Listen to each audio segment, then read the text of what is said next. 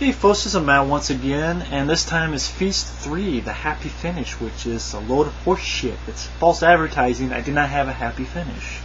I had to do it by myself. But I am a fan of the first film, as I've said repeatedly before. I love the first Feast film. It's part of my 69 favorite horror films, actually. It's at number 41. Now, Feast 2, I was disappointed in because I didn't think we had any likable characters. I thought a lot of the clever script writing that was in the first one was sort of dwindled, and it seemed like the movie just, okay, guys, characters, then it didn't know what the hell it was doing. It just didn't go anywhere. There was no forward momentum, and I thought the film sort of looked cheaper. Same thing with this film. Not this film, but I thought I had the third film for some reason. But Feast 3, happy finish, right off the bat in the story.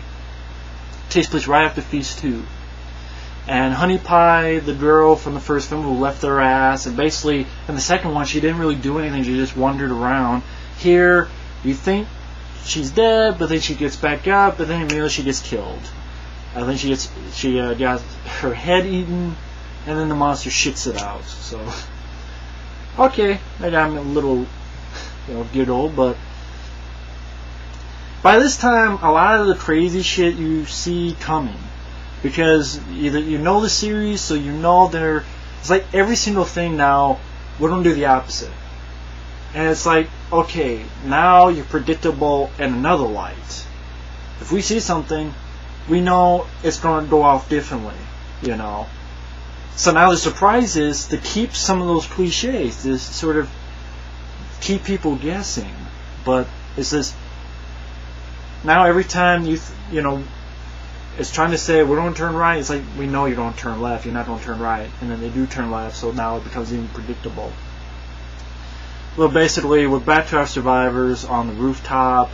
You have the one little person, the Mexican wrestler, he's been disemboweled. The other who's blown back from the hobo with the dynamite, he's still alive. Survivors get separated. The other one who was eviscerated, he was still alive, but this guy comes in with like this jeep, runs him over along with some monsters. I think it's called Shit Kicker. The other survivors, they get away and they get to this jail cell. Now, basically what happens is a whole lot of nothing.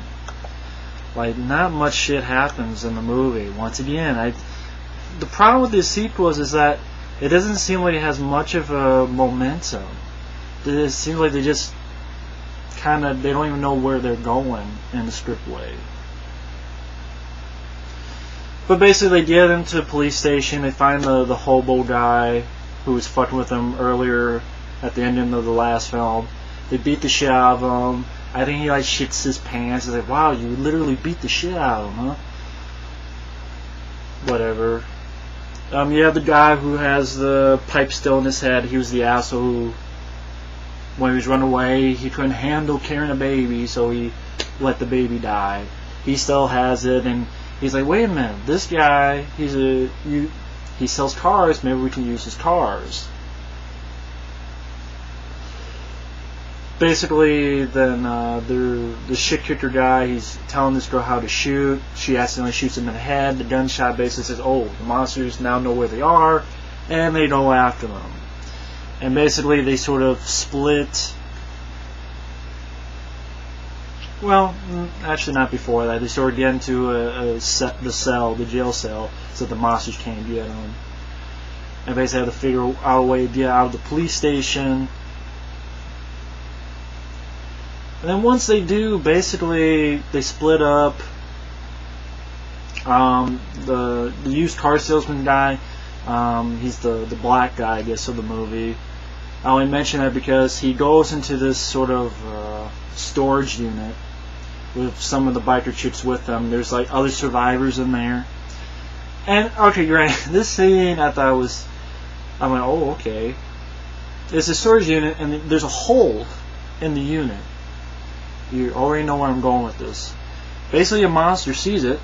I guess sees, black man's ass. Sticks its dick in and basically humps the unit thus raping our, I think the character's name is Slasher, rapes the black guy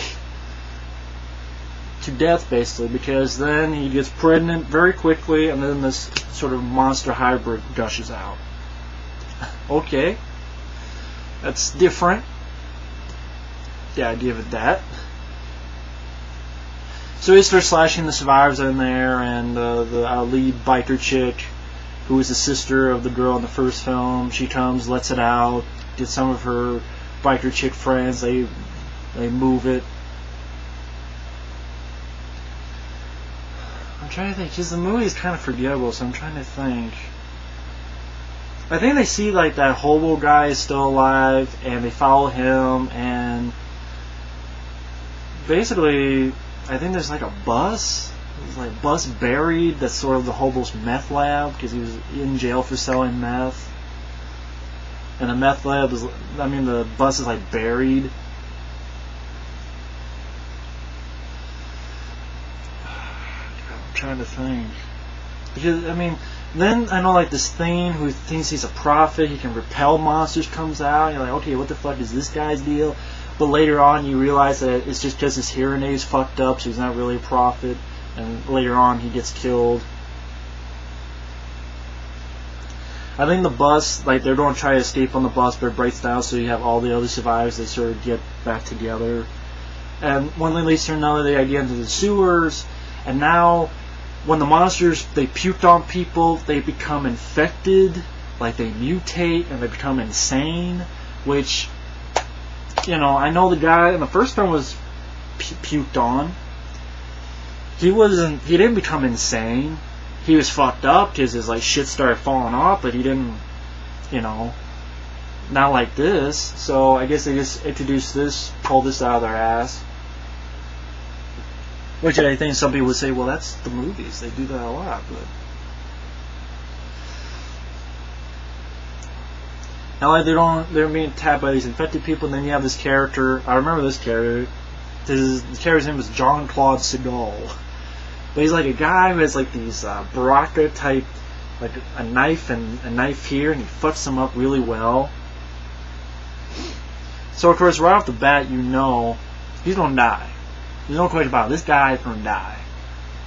And very quickly, he gets one arm cut off, eaten off. Then later on, I do like a little bit of dialogue where he gets with the bartender, Klu Gulager, who's one of the only saving graces in these sequels. He puts this little thing in there and trying to get the wound because a rat bit it and it might get infected. And the guy's like, well, where'd you learn this? In your tour in the Marines? He goes, no. Rambo 3. So how cool they are. They reference Rambo 3, which is a film I like very much, so that's always nice to see. But then it explodes and it blows his other arm off. And so basically now he sort of has to fight these creatures with just his legs. And granted, okay, that's different, but at the same time it's like I already knew something was going to come, that this guy was going to make it, so he's kind of, you know, you don't really get surprised by the movie too much.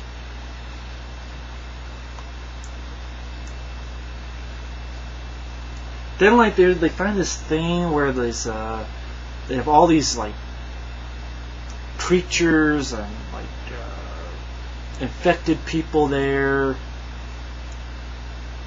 and they get spotted and they get out of there, and that Jean-Claude Seagal guy stays behind, fights him off a little bit even though he has no arms, but he gets killed. And that's, I think, when you have that prophet guy, he comes in and he realizes, oh shit, it was just this hearing aid, he didn't have this power. So they kill him. That monster hybrid of that guy, you know, the black guy who got raped, he comes back.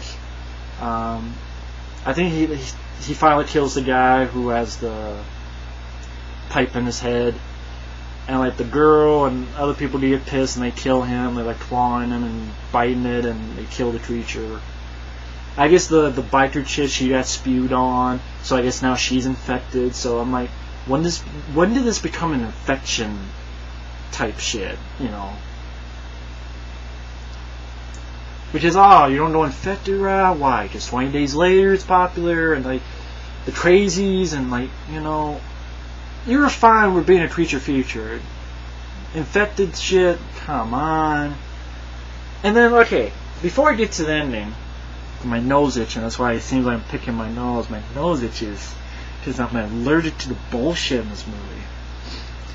Oh, you're too hard on it. Come on. But I love the first film, but the sequels just dilute into. I don't think they're that clever. I definitely don't think they're that funny. I think the first one's very funny at times, but the sequels are just. It doesn't know where to go because it's like this shouldn't. It wasn't meant to be a series or a trilogy or whatever. They don't know where the fuck they're going. In part 2 and part 3, it's like all this shit could have been done in one movie, and you stretch it out to 2 movies. Like all this stuff could have been done in 90 minutes. You stretch it out now to 3 hours. That doesn't work for me. It's just a lot of wandering around, not knowing what we're gonna do. Oh shit, let's throw another, tasteless joke. Okay, whatever. I can see stuff coming now, so I know it's not going to go this way, it's going to go this way. The creatures, it's cool to see them the first time, but second and third, we're kind of used to it.